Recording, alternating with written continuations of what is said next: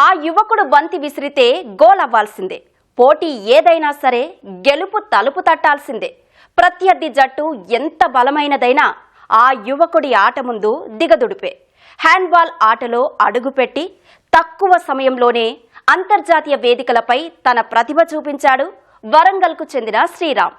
హ్యాండ్బాల్లో భారత్ ఖ్యాతిని మరింత పెంచాలన్న లక్ష్యంతో ముందుకు సాగుతున్న యువకుడిపై కథనం. ఈ యువకుడి పేరు శ్రీరామ్. వరంగల్ నగరంలోని కొత్తవాడకు చెందిన సునీల్, మాధవి దంపతుల కుమారుడు. మధ్యతరగతి కుటుంబానికి చెందిన శ్రీరామ్కు చిన్నప్పటి నుంచి ఆటలపై మక్కువ ఎక్కువ. ఏ ఆట వైపు వెళ్లాలో ఆలోచిస్తున్న సమయంలో హ్యాండ్బాల్ క్రీడలో తన ప్రతిభను గమనించారు కోచ్ విష్ణు. ఈ ఆటే సరైందని నిర్ణయించి శిక్షణ ఇచ్చారు.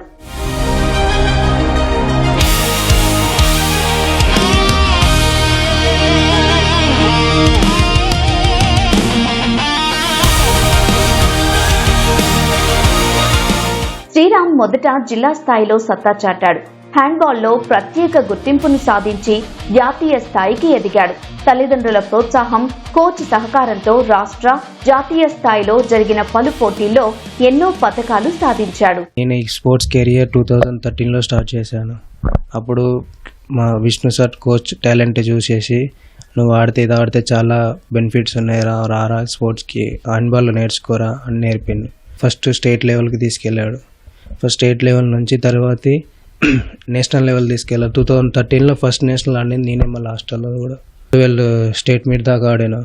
నేషనల్స్ ఒక 8-12 దాకా. ఇంటర్నేషనల్ ఇది ఒకటి ఫస్ట్.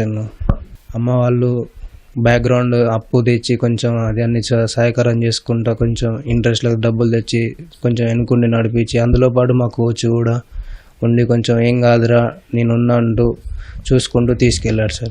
ఆర్థిక సమస్యలు వెంటాడుతున్నా ఆటపై ఏమాత్రం ఆసక్తి తగ్గలేదు. ఇతర రాష్ట్రాల్లో జరిగిన పోటీలకు దారి ఖర్చులు లేక ఎన్నో సందర్భాల్లో స్నేహితుల వద్ద అప్పు చేసి మరీ వెళ్లాడు. బంగ్లాదేశ్ రాజధాని ఢాకాలో జరిగిన అంతర్జాతీయ youth junior trophy, Asia zone 2 championship పోటీల్లో మెరుగైన ప్రదర్శన కనబరిచాడు. ఈ టోర్నీలో భారత జట్టు ఛాంపియన్ గా నిలవగా బంగారు పతకంతో స్వదేశానికి తిరిగొచ్చాడు. దెబ్బలు తాగినా కూడా పెయిన్ కిల్లర్ టాబ్లెట్ వేసుకొని మరీ మ్యాచ్ ఆడిన రోజులు ఉన్నాయన్న. ఫైనల్ మ్యాచ్ హైదరాబాద్ కొన్న వరంగల్కి చాలా ప్రతి టోర్నమెంట్లో దానికి మనకి హోరాహోరీగా జరిగేది మ్యాచెస్. ఒక 20 days క్యాంపులో ఇబ్బంది పడుకుంటా కూడా ఉన్నా. 14 members ప్లేయర్స్ అన్న. జూనియర్ ఒక 6 countries వచ్చింది ఇండియాతో పాటు. నేపాల్, ఆఫ్ఘనిస్తాన్, నెమాండ్, వాటితో బంగ్లాదేశ్, వీటితో ఆడేసినాం అన్న. లాస్ట్ ఫైనల్ బంగ్లాదేశ్ తోటి ఆడినాం అన్న. బంగ్లాదేశ్ మీద గెలిచినాక ఒక ప్రౌడ్ ఫీలింగ్ అన్న. కొంచెం ఇండియా ఫ్లాగ్, ఇండియా పేరు నిలబెట్టినప్పుడు గొడవల వల్ల కూడా ఇండియా పేరు వచ్చిందన్న కూడా ఆ ప్రౌడ్ ఫీల్ చాలా ఉంది అన్న. బంగ్లాదేశ్ లో జరిగిన పోటీలకు దక్షిణ భారతదేశం నుంచి ప్రాతినిధ్యం వహించిన ఏకైక క్రీడాకారుడిగా శ్రీరామ్ నిలవడం మరో విశేషం. జట్టులో మరో 13 మంది క్రీడాకారులు ఉత్తర భారతదేశానికి చెందిన వారే. 200కు పైగా రాష్ట్ర స్థాయి హ్యాండ్బాల్ పోటీలలో విజేతగా నిలిచి 20 నేషనల్ టోర్నమెంట్లలో ప్రశంసా పత్రాలు, పతకాలు సాధించాడు. శ్రీరామ్ మెయిన్ గా 3 జాతీయ మెడళ్లు, 20 దాకా రాష్ట్ర స్థాయి మెడళ్లు, 2 నేషనల్ గేమ్స్ ఆడడం జరిగింది. దాంతోపాటు మనం రీసెంట్గా ఇంటర్నేషనల్ మెడల్ కొట్టడం సౌత్ ఇండియా నుంచి జరిగింది. పేద పిల్లవాడు ఇదే హాస్టల్లో గత 12 సంవత్సరాల నుంచి ఎన్నో రాష్ట్ర స్థాయి, జాతీయ స్థాయి medals, national games, international camp, international టోర్నమెంట్లో గోల్ కొట్టడం జరిగింది. తన ఫ్యామిలీ పరిస్థితి కూడా కొంచెం పూరు. ఆయన కొంచెం గవర్నమెంట్ కూడా కొంచెం సహకారాలు అందించి ఉన్నత స్థాయిలో ఆయనకు ఉద్యోగం కల్పించాలని కోరుకుంటాను.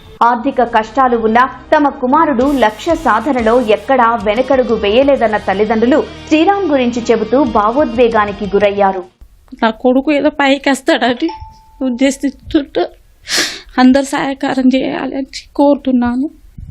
మేము చాలా బీదే వాళ్ళం, ఇల్లు లేదు, ఏం లేదు, కిరాయికుంటే మేము చేసుకుంటాం. పని చేసుకుంటేనే తిన్నట్టు, లేకపోతే లేదు. జాబు చేసి మమ్మల్ని సాధిస్తాడని నేను చిన్నప్పటి కష్టపడి కూలీనాలు చేసుకొని నా కొడుకును చదివించుకుంటా ధైర్యం చేసి అప్పు తెచ్చి నేను పంపించిన. నేను కానీ ఎవరొక రూపాయి సహాయం చేసిన వాళ్ళు ఎవరు లేరు. గెలిచినందుకు నాకు చాలా గౌరవంగా ఉంది. మిత్ర స్కూల్లో నా కొడుకు చదివేది. అక్కడ వీను టాలెంట్ చూసి స్పోర్ట్స్ హాస్టల్ జేఎన్ఎస్లో సీట్ వచ్చింది. అక్కడి నుంచి విష్ణువర్ధన్ సార్ ప్రోత్సాహంతో చాలా నేషనల్ బాగా ఆడిండు. 20 దాకా స్టేటు, నేషనల్ ఆడి చాలా ప్రైజులు సంపాదించిండు. గవర్నమెంట్ నుంచి ఏమైనా సాధించేస్తే ఇంకా నా కొడుకుని ఇంకా చాలా డెవలప్ అవుతాడు.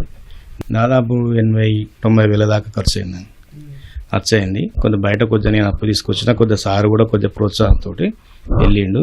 ఆర్థికంగా ఇబ్బందులున్నా గెలవాలన్న సంకల్పం ముందు అవేవీ అడ్డు కావని నిరూపించాడు శ్రీరామ్.